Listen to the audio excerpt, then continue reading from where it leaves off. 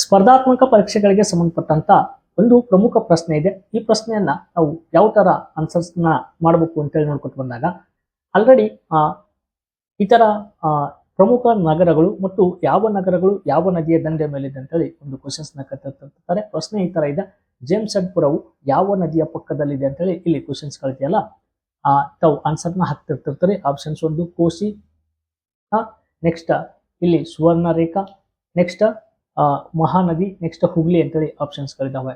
ಹಾಗಾದ್ರೆ ಇದಕ್ಕ ಸರಿ ಉತ್ತರ ಯಾವುದು ಅಂತೇಳಿ ತಾವು ನೋಡ್ಕೊತ ಬಂದಾಗ ಈ ಸುವರ್ಣ ರೇಖಾ ಅಂತೇಳಿ ಈ ನದಿ ಐತಲ್ಲ, ಈ ನದಿಯ ಪಕ್ಕದಲ್ಲಿನೇ ಈ ಜಮ್ಶೆಡ್ಪುರ ಅಂತೇಳಿ ಒಂದು ನಗರ ಏನಾಗ್ತದಪ್ಪ ಅಂದ್ರೆ ಕಂಡು ಬರ್ತದೆ. ಹಾಗಾದ್ರೆ ತಾವು ನೋಡ್ಬೋದು ಸಾಕಷ್ಟು ಏನಿದಪ್ಪ ಅಂದ್ರ ಇಲ್ಲಿ ಪ್ರಮುಖ ನಗರಗಳನ್ನ ಎಕ್ಸಾಮ್ಸ್ ನಲ್ಲಿ ಆಲ್ರೆಡಿ ಕ್ವಶನ್ಸ್ ಕೇಳ್ತಿರ್ತಾನೆ. ಉದಾಹರಣೆಗೆ ಆಗ್ರಾ ನಗರ.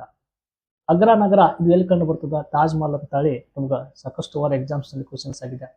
ಹಾಗಾದ್ರೆ ಇದು ಆಗ್ರಾ ನಗರ ತಾಜ್ ಮಹಲ್ ಆಗ್ರಾದಲ್ಲಿದೆ ಅಂತ ಕಂಡು ಬರ್ತದ. ಆದ್ರೆ ಯಾವ ನದಿಯ ದಂಡೆ ಅಂತೇಳಿ ಕ್ವಶನ್ಸ್ ಕೇಳಿದ್ನಪ್ಪ ಅಂದ್ರೆ ತಾವು ಆನ್ಸರ್ ಹಾಕ್ಬೇಕು ಯಮುನಾ ನದಿ ದಂಡೆ. ಯಮುನಾ ನದಿಯ ದಂಡೆಯ ಮೇಲೆ ಇನ್ನೊಂದು ಪ್ರಮುಖ ನಗರ ಕಂಡು ಬರ್ತದ. ಆ ನಗರನೇ ಯಾವುದಪ್ಪ ಅಂದ್ರೆ ದೆಹಲಿ. ನಮ್ಮ ಭಾರತ ದೇಶದ ರಾಜಧಾನಿ ಅಂತ ಕರಿತೀವಿ. ದೆಹಲಿನೂ ಕೂಡ ಯಮುನಾ ನದಿಯ ದಂಡೆ ಮೇಲೆ ಕಂಡು ಬರ್ತದೆ.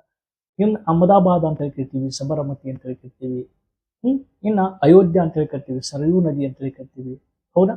ಪ್ರಮುಖ ಬದ್ರಿನಾಥ, ಗಂಗಾ, ಕೋಲ್ಕತ್ತಾ ಹುಗ್ಲಿ ನದಿ ಅಂತ ಕರಿತೀವಿ. ನೆಕ್ಸ್ಟ್ ಕಟಕ್ ಮಹಾನದಿ ಅಂತ ಕರಿತೀವಿ. ದಿಬ್ರುಗಢ ಯಾವಪ್ಪ ಅಂದ್ರೆ ಬ್ರಹ್ಮಪುತ್ರ, ಭಾರತ ದೇಶದಲ್ಲಿ ಅತಿ ಉದ್ದವಾಗಿ ಹರಿಯುವಂತ ನದಿ ಅಂತ ಬ್ರಹ್ಮಪುತ್ರ. ಈ ತರ ಸಾಕಷ್ಟು ಏನಪ್ಪ ಅಂದ್ರ ಪ್ರಮುಖ ನಗರಗಳಿದಾವೆ. ಆ ನಗರಗಳು ಒಂದೊಂದು ನದಿಯ ಪಕ್ಕದಲ್ಲಿ ಏನಾಗ್ತವಪ್ಪ ಅಂದ್ರ ನಮ್ಗ ಕಂಡು ಬರ್ತವೆ.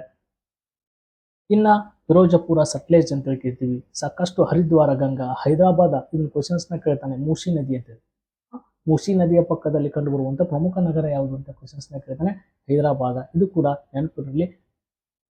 ನೆಕ್ಸ್ಟ್ ಏನು ಕ್ವಶನ್ಸ್ ನ ಕೇಳ್ತಾನಪ್ಪ ಅಂದ್ರೆ ಪಂಡ್ರಾಪುರ ಇದು ಭೀಮಾ ನದಿಯ ಪಕ್ಕದಲ್ಲಿ ಏನಾಗ್ತದಪ್ಪ ಅಂದ್ರೆ ಕಂಡು ಬರ್ತದೆ. ಈ ತರ ಪ್ರಶ್ನೆಗಳಿಗಾಗಿ ನಾವು ಪೇಜ್ ನ ಫಾಲೋ ಮಾಡ್ಕೊಡ್ರಿ.